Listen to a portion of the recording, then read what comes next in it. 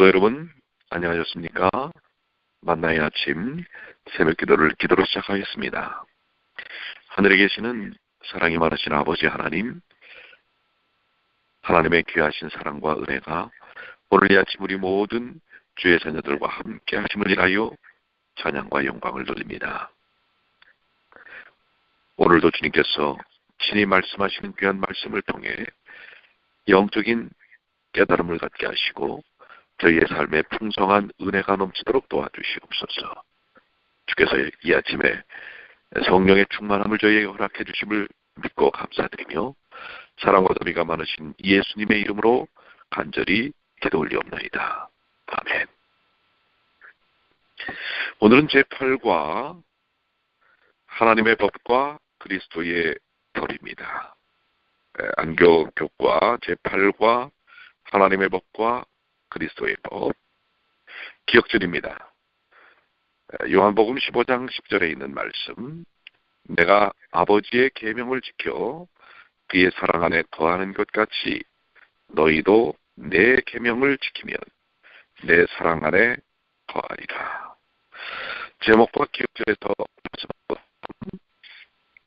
아버지의 계명, 또 내 계명, 이렇게 예수님께서 표현을 하신 것을 통해서 오늘의 제목이 하나님의 법, 아버지의 계명, 또 내 계명, 그리스도의 법, 이 두 가지 국면에 대한 부분을 설명하고 있음을 알 수가 있습니다. 자, 학습 목표로 가시면 오른쪽에 하나님의 법은 온전히 사랑의 원칙에 기초해 있다는 사실을 인식해야 한다고 하는 것입니다. 하나님의 법과 그리스도의 법의 법정신이 무엇인지 그것이 사랑에 기초해 있다는 사실을 깨닫는 것이고요. 느끼기는 예수님이 우리의 구주이자 재판장이 되신다는 사실을 확신한다는 것입니다. 법의 기능 중에 심판의 기능이 있다고 하는 것이죠. 그런데 바로 그 심판의 기능의 의미가 무엇인지 아는 것입니다. 행하기는 삶의 모든 일에서 하나님과 다른 사람에 대한 사랑을 나타낸다. 즉 하나님의 법과 그리스도의 법 정신을 통해서 우리가 삶을 살아가는 일들이 필요하다는 것을 이야기하고 있습니다. 서론에 대한 부분은 그렇습니다. 우리 하나님께서 만들어 놓으신 법이 무엇에 근거한 것인가? 그것은 전적으로 이 땅에 있는 인류를 사랑하는 사랑의 근거에 있다고 하는 사실이고요. 마찬가지로 예수 그리스도께서 이 땅에 오셔서 우리에게 주신 새 계명, 그분의 가르치심, 모든 것이 또한 사랑에 근거하고 있다는 사실입니다. 그리고 새 계명을 서로 사랑하라라고 하는 표현으로 분명하게 명시하고 있다고 하는 것입니다.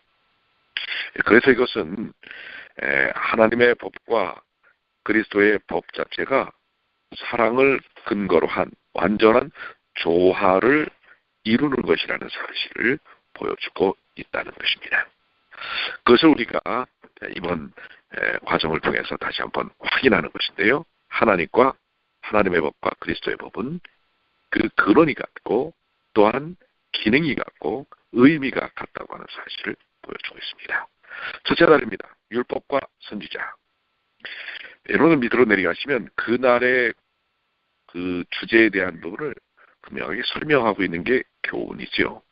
그래서 그 이후에 많은 지문을 통해서 설명하고 있지만은 핵심은 바로 교훈에 담겨져 있는 것입니다.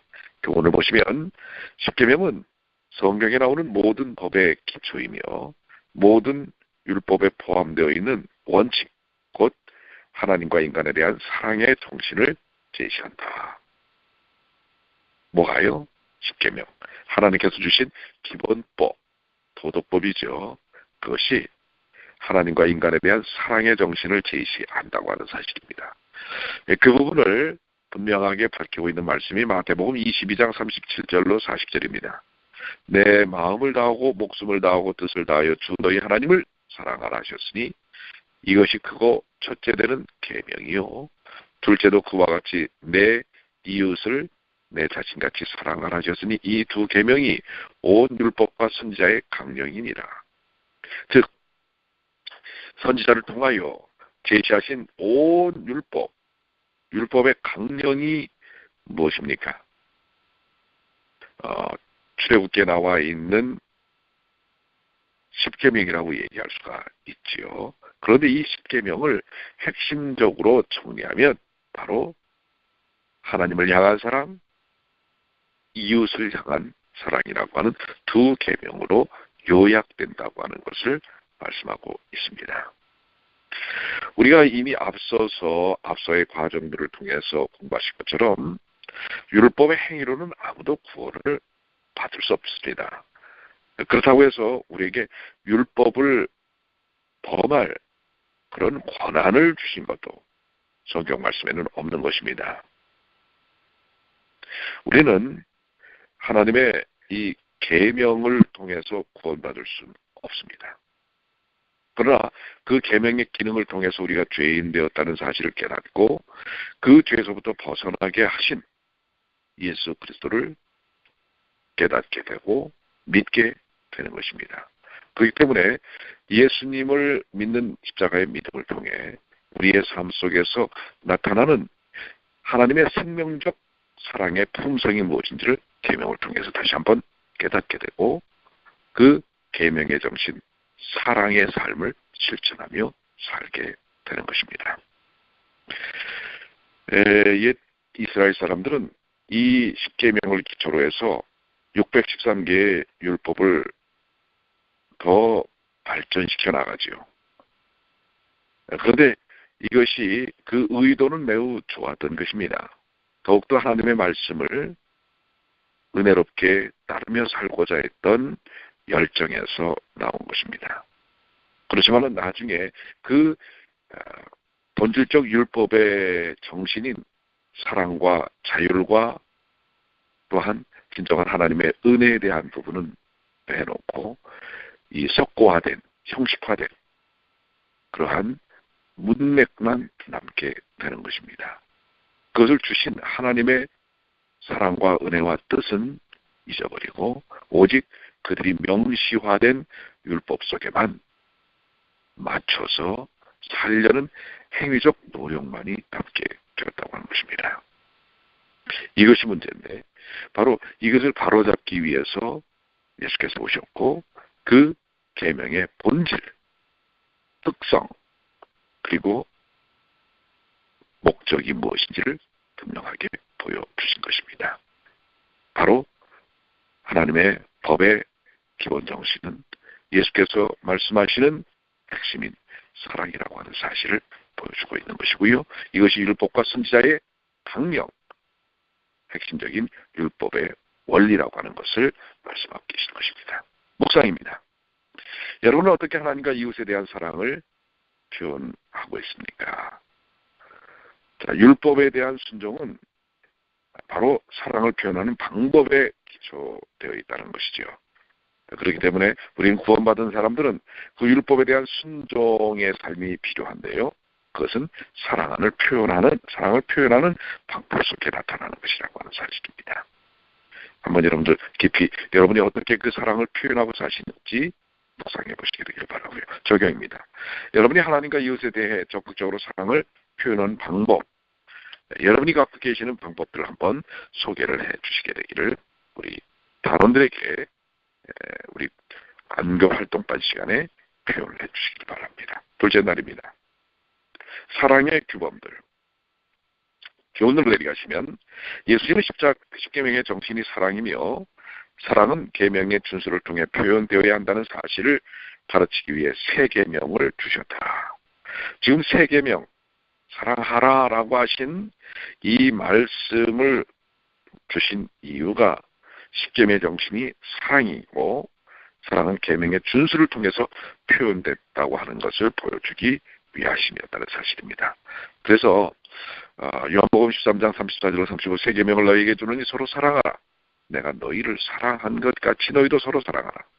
너희가 서로 사랑하면 이로써 모든 사람이 너희가 내 제자인 줄 알리라. 예수님은 계명의 준수와 사랑의 사이에 중요한 관계가 있다는 사실을 이해하셨습니다. 물론 우리도 이 사랑의 규범에 대해 말하는 것이 익숙하지는 않지만 실제로 십계명의 십계명에 나타난 그것이 바로 그러한 규범입니다. 십계명은 우리가 하나님과 다른 사람에게 어떻게 사랑을 표현하기를 바라시는, 하나님께서 어떻게 바라시는지를 보여준 것입니다. 그렇기 때문에 십계명을 비롯한 이 사랑의 규범들은 하나님을 향한 사랑, 다른 사람에 대한 사랑을 하나님이 바라시는 소망이라고 하는 것을 이야기하고 있는 것입니다. 요한일서 4장 16절에 하나님은 사랑이십니다. 그래서 제자들에게 계명을 주심으로써 예수님은 하늘아버지에게서 기원한 사랑의 율법을 확대하신 것입니다. 이제 우리는 단지 다른 사람을 자신처럼 사랑하는 것을 초월하여 예수님의 우리를 사랑하신 것처럼 사랑해야 합니다. 자, 묵상입니다. 진정한 사랑이란 어떤 것일까요? 예, 진정한 사랑.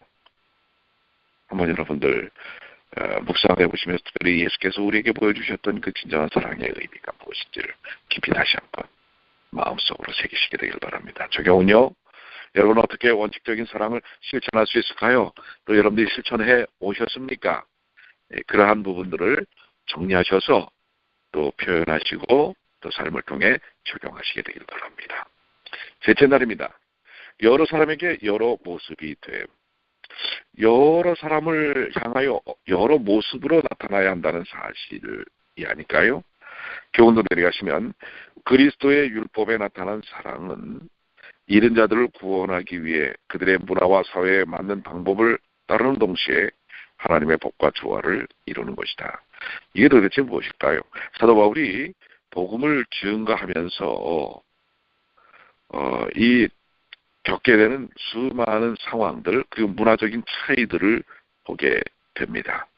고린도전서 9장 21절에 내가 하나님께는 율법이 없는 자가 아니요 도리어 그리스도의 율법 아래 있는 자이나 율법 없는 자와 같이 된 것은 율법 없는 자들을 얻고자 함이라.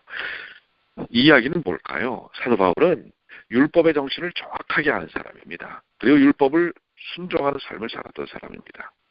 그럼에도 불구하고 여기 율법 아래 있는 자이나 율법 없는 자와 같이 된 것은 율법이 없는 사회 문화 속에 있는 사람들을 증거하기 위하여 그 율법적인 측면, 율법적인 어떤 표현을 강하게 문자적인 표현을 드러낸 것이 아니라 오히려 율법 없는 자들을 없이 살아왔던 자들을 전도하기 위하여 그들의 문화를 받아들이고 그들의 문화 속에서 진정한 율법의 의미가 무엇인지를 실질적인 삶을 통하여 표현하고 있다고 하는 사실을 이야기하는 것입니다.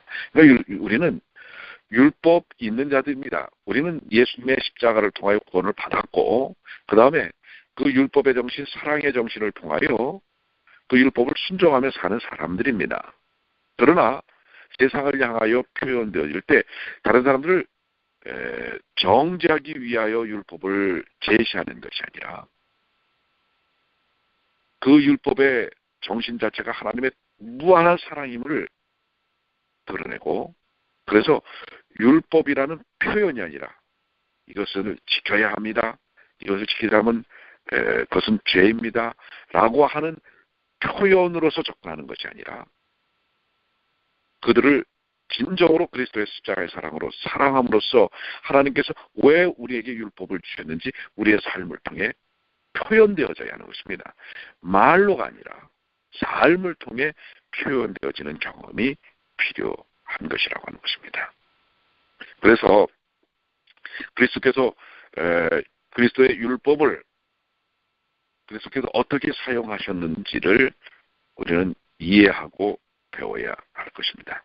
그리스도의 사랑의 법은 은혜로 구원받은 자들을 사랑으로 하나님의 법으로 인도하기 위해 사용되어졌다고 하는 것 기억해야 합니다. 그래서 바울은 고린도 9장에서 잃어버린 자들을 구원하기 위해 기꺼이 감내할 모든 내용들에 대하여 설명하고 있고요. 이것은 그리스도의 율법에 계시된 자기 희생적 사랑에 완벽하게 맞아 들어가는 것입니다. 그래서 여러 사람에게 여러 모습을 보여주는데요. 그것의 핵심은 율법의 문자적 표현이 아니라 율법의 사랑의 정신, 이것을 삶을 통해 다스리는 것입니다. 그러나 우리는 이 사랑이 앞서지 못할 때 사랑하는 것처럼 이야기하면서 다른 사람들을 말로서 중재합니다. 오늘 이것이 하나님의 법과 그리스도의 법 사이에 우리가 잘못 오해하는, 또 많은 사람들은 그리스도의 법이 우선이기 때문에 이제 하나님의 법, 이러한 부분 명시화된 구약적 법들은 필요 없다 이렇게 얘기를 합니다. 그것도 온전한 이해가 아니라고 하는 것이죠. 이 부분에 대한 여러분들 바른 이해와 또 적용이 필요한 것입니다. 그리고 우리는 쉽게 다른 사람들을 정죄함으로써 그냥 율법적 지식을 전달하는 사람이 아니라 율법적 의미와 율법을 주신 하나님의 품성을 삶을 통해 사랑으로 드러내는 사람들이라는 사실을 기억하시게 되길 바랍니다. 그래서 우리가 안식일을 지켜야 합니다. 이런 식의 접근보다는 안식일이 주는 그 희망과 기쁨과 하나님의 은혜가 무엇인지를 여러분 스스로가 삶을 통해서 보여주어야 할 것입니다. 묵상입니다. 다른 사람을 구원하기 위해 자기를 부인하는 정신은 어떤 것입니까? 이런 부분들이 우리의 삶 속에서 실천되어져야 할 내용들이죠. 우리는 오랜 시간 동안 신앙의 본질에서 벗어나게 되면 율법의 틀만이 남게 되는 것입니다.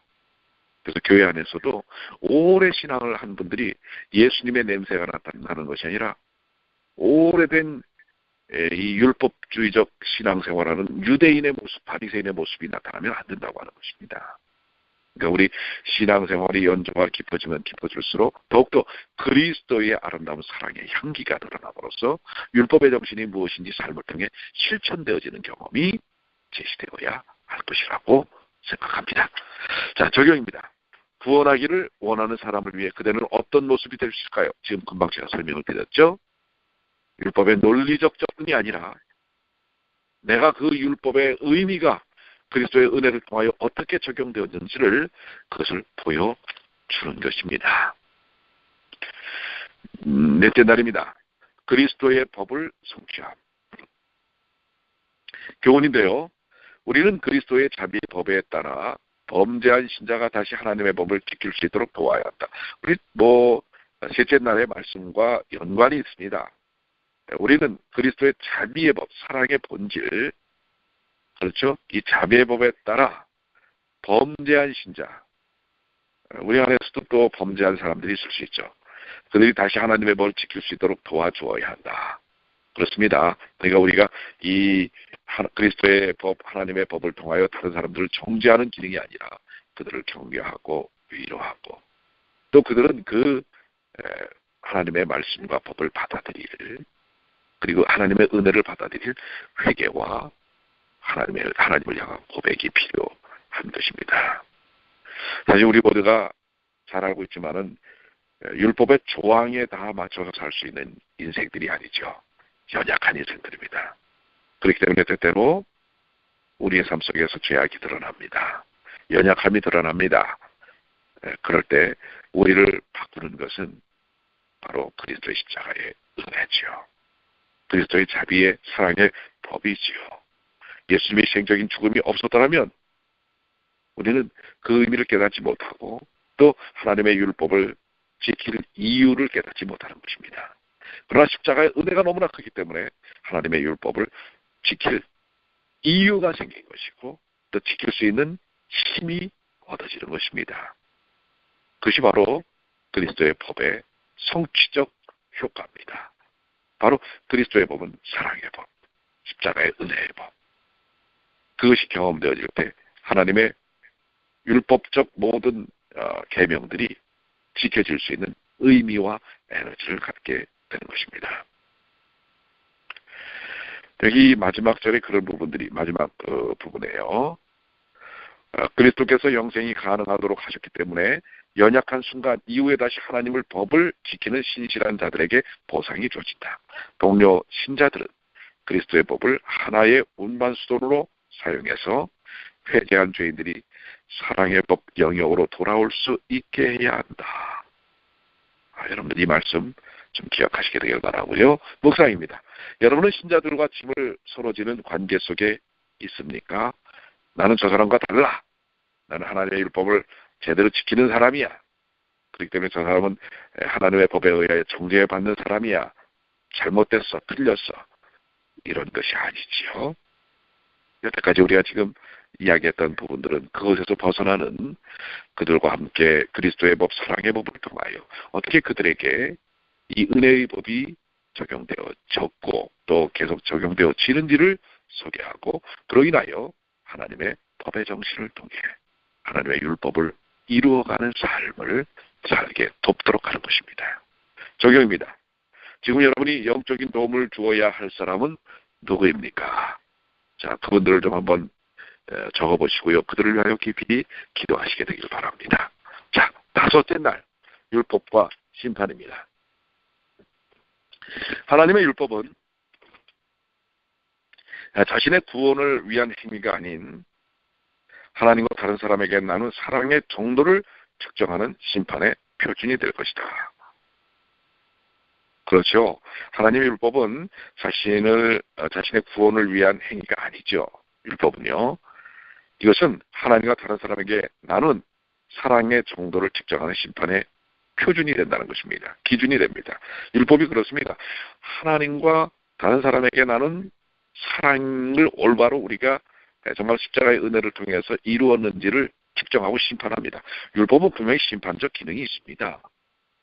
그러니까 우리의 삶에 대해서 우리는 나중에 책임을 질 수밖에 없습니다.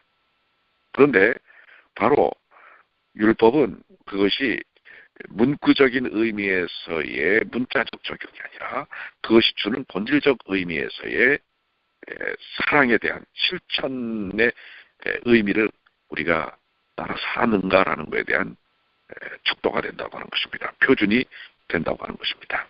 하나님의 율법이 비록 자비의 법이라고 하지만 결국 그것은 심판의 표준으로 사용될 것입니다. 그런데 그렇기 때문에 우리는 율법을 두려워합니다. 그러나 여러분들이 분명히 아셔야 될 것은 그 율법의 두려움에서부터 정죄에서부터 누가 우리를 벗어나게 하셨어요? 예수께서 벗어나게 하셨죠. 십자가를 통하여 그 율법의 심판의 결과에 대하여 벗어나게 하셨다는 사실입니다. 그리고 결국 그 율법의 기능 중에 심판은 그것조차도 하나님의 사랑의 품성 속에서 이루어진 것이죠. 왜냐하면 죄가 더 이상 존속되지 않아야만 하기 때문에 그렇습니다. 죄는 제거되어야 하는 것입니다. 그것이 바로 율법이 갖는 심판적 기능인 것입니다. 그런데 이 죄에서 벗어나야 할 필요에 대한 것을 율법이 제시하는데요. 이 벗어날 수 있는 힘은, 방법은 오직 예수 그리스도시죠. 오늘 이 부분을 우리가 분명히 해야 할 것입니다. 그렇기 때문에 우리는 예수님을 믿고 사는 삶 속에서 나중에 이제 이런 부분들이 심판적 기능을 통해서 분명하게 드러나게 되는 것입니다. 그러나 사랑의 울타리 안에 있는 여러분들, 그리스도 안에 있는 in Christ 여러분들은 이 일에 대하여 두려워하실 필요가 없는 것입니다. 그리스도께서 정죄가 자신에게서 나오는 것이 아니며 회개하지 않은 죄인이 하나님의 명령에 귀 기울이기를 거부할 때 자신을 정죄할 뿐이라고 요한복음 12장 48절에 말씀하고 있었죠. 자, 많은 사람이 하나님의 율법이 어떤 내용인지는 익숙한 반면 어떻게 지켜야 할지는 잘 모른다고 여기서 지적하고 있습니다. 율법은 우리가 얼마나 하나님 나라에 가까워졌는지 확인하기 위해 사용하는 점검 목록이 아니라 다양한 사랑의 원칙을 설명하는 수단입니다. 그러니까 율법을 통해서 여러분들이 그리스도 십자가 은혜 속에서 어떻게 사랑을 실천하고 살았는지를 율법이 보여주고 있다는 사실입니다. 이 율법과 심판에 대한 것 다시 머릿속에 좀 잘 정리하시고, 그렇기 때문에 우리는 율법의 정신은 이것을 통해서 내가 얼마나 하나님의 나라에 가까워졌는지 또 이 다른 사람을 정죄하기 위하여 사용되는 이런 부분이 아니라 내게 주신 은혜를 통하여 하나님께서 주신 이 다양한 사랑을 내가 어떻게 실천하고 사는지를 그것을 보는 것입니다. 묵상입니다. 여러분은 하나님과 동료 인간에게 얼마나 사랑을 나누고 있습니까? 이제 이것이 나중에 우리가 물어야 할 책임의 부분이라고 하는 것입니다. 하나님을 사랑하였는지, 다른 이웃을 사랑하였는지, 이것에 대해서 분명히 묻게 될 것입니다. 그러나 그것에 대한 모든 원동력은 주님께서 내게 베푸신 은혜 때문에 이루어진 것이기 때문에 날마다 여러분들 주님의 십자가를 바라보시게 되길 바랍니다. 그리고 그 십자가의 은혜를 통하여 사랑을 실천하는 삶이 필요한 것입니다. 적용입니다. 여러분이 적극적으로 사랑을 표현해야 할 대상을 위해 해야 할 일은 무엇입니까? 여러분들 이 사랑에 대한 대상, 이것은 내가 좋은 사람만 하는 것이 아니죠. 누구에게나. 어떤 면에서는 내가 가깝게 느끼지 못하는 사람에게까지 이 사랑이 나눠져야 하는데요. 이것은 예수님에게서부터 오는 사랑이 아니면 할 수가 없습니다. 여러분, 우리는 사랑을 합니다. 내가 좋아하는 사람들에게는 훨씬 더 잘합니다. 그런데 이 한계를 뛰어넘을 수 있는 방법은 오직 그리스도의 사랑 속에 우리가 젖어 있을 때 이런 편협한 편견과 편애하는 제한된 사랑을 실천하는 것이 아닙니다. 여러분, 제한된 사랑을 실천하는 것은 또 반대로 얘기하면 미움과 증오를 갖고 있을 수 있다는 얘기입니다. 왜요? 내게 관계된 제한된 사랑의 범주 안에 있지 않은 사람에 대해서는 자칫 무관심이나 또한 어떤 편견이나 증오를 가질 수 있다는 사실입니다. 그렇기 때문에 우리가 예수님의 그 무한하신 사랑의 이 깊은 샘물 속에 젖어야 하는 것입니다. 그리고 날마다 그 은혜를 받아야만 우리가 갖고 있는 잘못된 편협된 사랑, 또 그 대상의 제한을 벗어날 수가 있는 것입니다. 이것이 앞으로 나중에 심판의 요건이 될 수도 있다고 하는 것입니다. 왜냐하면 유대인들은요, 그들도 사랑했습니다. 누구만 사랑했어요? 자기들만 사랑했습니다. 유대인들만 사랑했습니다. 이 범주를 벗어나는 것은 오직 십자가의 은혜입니다.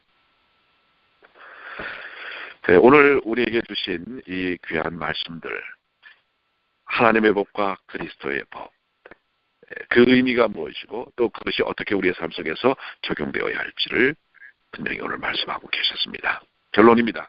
예수님이 주신 세 계명을 포함하여 그분이 가르치신 모든 것은 하나님의 율법과 완전히 조화가 된다고 하는 사실. 여러분들 다시 한번 정리하시게 되길 바라고요.